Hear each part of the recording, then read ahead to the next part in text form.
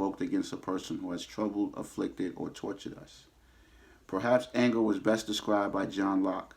Anger is uneasiness and discomfiture of the mind upon the receipt of an injury with the present purpose of revenge. It is evident that Locke's definition that anger has revenge as its purpose. To stop the negative effects of the anger, there must be a counteracting quality of forgiveness. To forgive is to pardon. South wrote, anger is, according to some, a transient hatred, or at least very like it. As we know from our testing, hatred is a basic negative thymus attribute, while anger is associated with the heart meridian.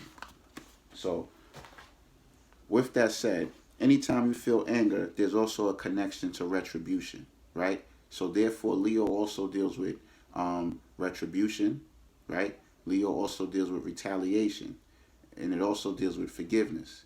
So in order to counteract this hatred, this anger, which breaks down your heart and your heart meridian, this moon is very important in doing that, because it shows when you should be, I don't want to use the word attached, but when you should be aware of your attachments versus when you should relinquish your attachments, right? And that's what this time frame represents. Your ability to identify as quick as possible what you're attached to, right? And your ability to gauge if you can let it go. There's some anger and hurt that's so deep that somebody, you just won't let it go. You just hold on to it. And in holding on to that, it's breaking down your heart. See, a lot of diseases happen. People think it's just diet, but there's people with horrible diets that live a long life.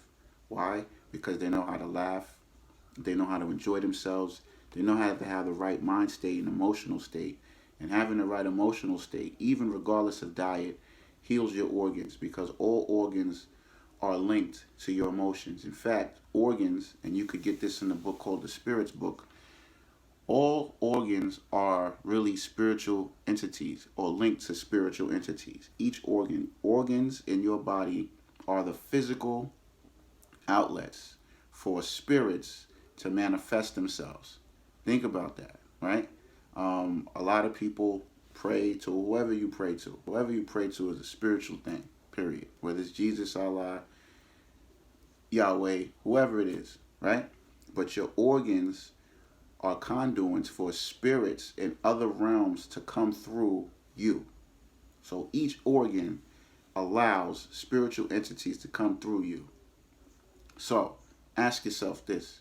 When you're angry, right, and you start to act in ways that's not yourself, you allow spiritual entities on that anger vibration to come through you and manifest through you. And that's where the retribution and retaliation comes in at. So it's very important to be aware of your attachments, because if you're not aware of your attachments, what's going to happen is you might swing too far to the Aquarius vibration, where you feel you don't have attachments and therefore you're above doing this kind of work, and that gets you into a whole different type of ego where you feel that you're always on a higher mission, but yet you're acting in ways in which you're childish. You know, you're actually not dealing with what's going on. So that's very important. I want to read again. Forgiveness. Forgive means to give up resentment or claim to requital for pardon. Robert Burns wrote, "Fain would I say, forgive my sole offense. It has been said that forgiveness is the renunciation of anger or resentment.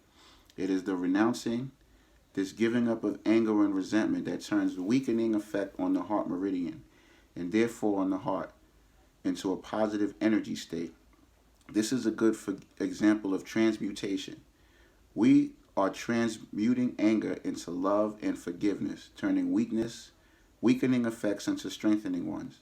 Most primitive words of forgiveness involve giving or letting go. We could think of forgiveness as releasing anger and giving love. As the Bible says, for if ye forgive men their trespass, your heavenly Father will also forgive you. Johnson described forgiveness as tenderness, willingness to pardon, and anger, of course, is a very common finding. Its cure is forgiveness. Yet often today we seem to have the idea that the cure of anger is what we would call a psychological enema. To get it all out, really to tell the object of your anger off, get it out of your system. On testing, you will find that this does not cure the anger. Instead, you will discover that not only does the angry person still have the heart meridian energy in balance, but the person who has been the object of the angry outburst will now also have this meridian in balance. He or she now has resentment, feels back towards you. Thus, the cure of anger is not to let it all out, but instead to transmute it into love, into forgiveness. This can be done instantly when the life energy, the will to be well, is activated. The next time you are driving and encounter a traffic jam, have someone in their car test you. You will find that being in such a situation usually produces a heart meridian imbalance. He that is slow to anger is better than the mighty. Proverbs 16:32. Now, that's the thing before I hit that is with the Bible is that most people think that these characters in this Bible are real. They existed. These spiritual characters did not. The Bible is nothing more than a blueprint for the human body. It's a health book, and it's a blueprint for the human body in relation to the celestial heavenly bodies, period. No more, no less. So there's no Jesus, there's no Solomon, there's no Moses. These things, if you look up the etymology of these names, they will trace back to people, places, and things in the human body. That's a side note, and it's interesting that those quotes were mentioned in that health book. But when it comes to Aquarius and Leo, if you have anger in your life, it's good to use the Aquarius and Leo energy. It's good to use the Aquarius by actually detaching yourself from the feeling, right? That takes practice. If you feel anger, ask yourself, what is it about this thing that makes you angry? And when you ask yourself, right, ask yourself, what are the feelings that come about if you decide to let this anger go and forgive this person? See, when you can't forgive someone, that means that there's something that is more gratifying for you to hold on to than letting it go. That's fine. This is something that everyone has to go through. So if you're in that state where you just cannot let it go or forgive, you have to ask yourself, that's a principle thing. That means that somewhere inside of you, you feel that justice was not enacted, right? So therefore, justice is also a part of Leo and Aquarius, right? Your ability to enact justice when it comes to anger. So if you're angry and you feel like you need to retaliate and enact justice, right? These are Leo and Aquarian things. What is it about the feeling of enacting justice that you feel is more important than letting go of the anger? And that's what this moon represents. Your inability to identify what it is that you feel you have to enact justice on is kind of like you're a judge or a police officer, right, with people. Identifying that is the first step or one of the early steps to forgiving, period. I want to read something else too. I'm reading a lot here just to give context to what this moon represents and how to deal with anger and what exactly, when I say in astrology that each sign represents an energy. See, the goal of astrology is to improve your life and improve your life through your surroundings with human beings and your environment and your circumstances, past, present, and future. That's it. Your ability to understand energies as it comes through humans, as it comes through your circumstances, is all astrology is about. Okay, so normally I'll just talk, but I wanted to give some context from different sources so you can see how astrology at any point in time with any sign can be used to improve your life. So right now, again, we're in the Sun in Aquarius and we're in Moon in Leo. And this is one of my favorite books. Don't let the title fool you. Do it yourself, Astrology. It's a simple book, but it's a deep book. Okay, this is one of my favorites. You can see I've had it forever. I keep all people's signs and stuff in this book. But Sun in Aquarius, living through liberating, befriend the truth, high mind, low profile, which is different, which is ironically, if you look at Moon in Leo and look what it says. Moon in Leo says, security through creating, the natural thespian, the closet show-off. So Aquarius is the high mind, low profile. Moon in Leo is the closet show off. So high mind, low profile is pretty much the same thing as the closet show off, right? The only difference is an Aquarian won't look at it as showing off. They'll just look at it as a higher purpose, right? But that can come off as ego and arrogance.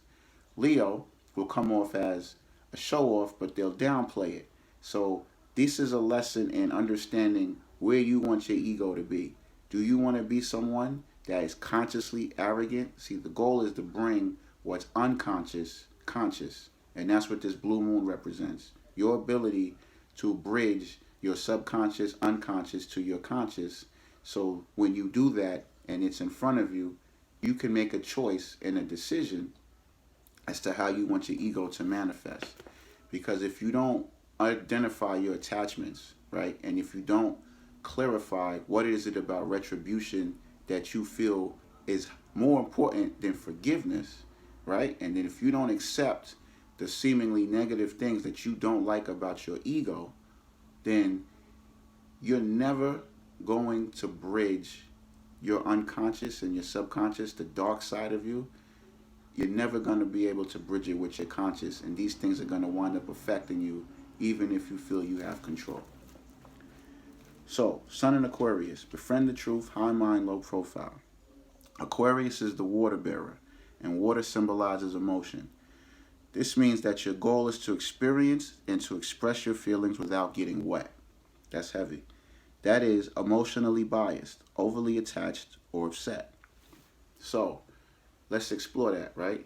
Aquarius represents your ability to experience emotion without getting upset or attached to it, without getting wet. Is that possible? Can you go through, let's say, a positive emotion like happiness, right? Can you go through happiness or sadness or anger or joy without being attached to it?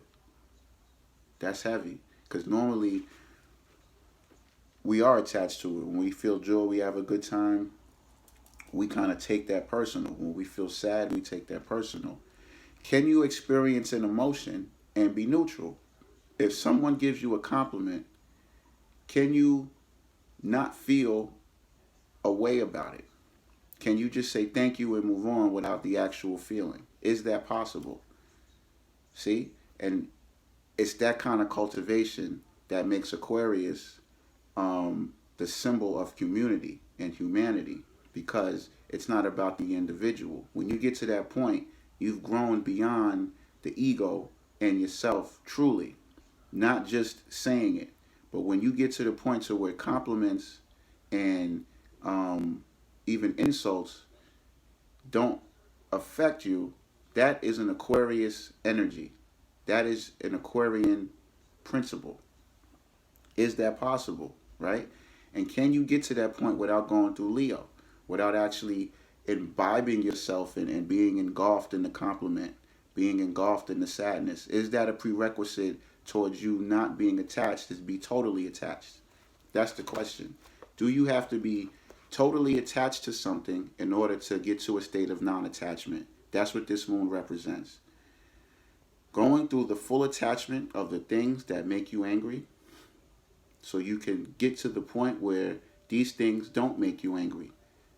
If you study mythology, it's like going through the dark side, right? A lot of people, especially religious types, they have a very negative connotation about Satan, Lucifer, and the dark side, because they don't understand history. They don't study. They don't understand the root meaning of a lot of these words.